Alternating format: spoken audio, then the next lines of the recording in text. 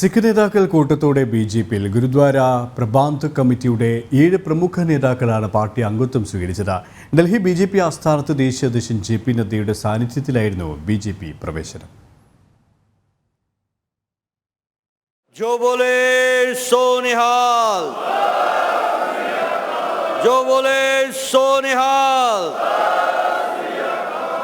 പഞ്ചാബിലെയും ഡൽഹിയിലെയും ഗുരുദ്വാര പ്രബന്ധ് കമ്മിറ്റിയുടെ 7 പ്രമുഖ നേതാക്കളാണ് ബി.ജെ.പിയിൽ അംഗത്വം സ്വീകരിച്ചത്.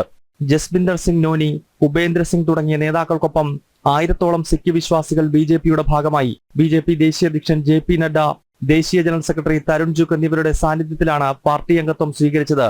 സിഖ് സമൂഹത്തെ വഞ്ചിക്കുന്ന സമീപനമാണ് എക്കാലവും കോൺഗ്രസ് കൈക്കൊണ്ടതെന്ന് ജെ.പി. നഡ്ഡ വിമർശിച്ചു.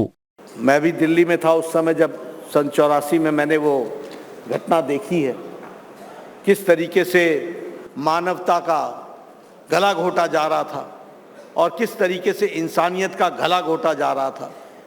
और 1984 के राइट्स पर प्रधानमंत्री जी ने SIT बैठाई और ये प्रधानमंत्री जी के काल में हुआ कि सन 84 के दोषी आज जेल में हैं.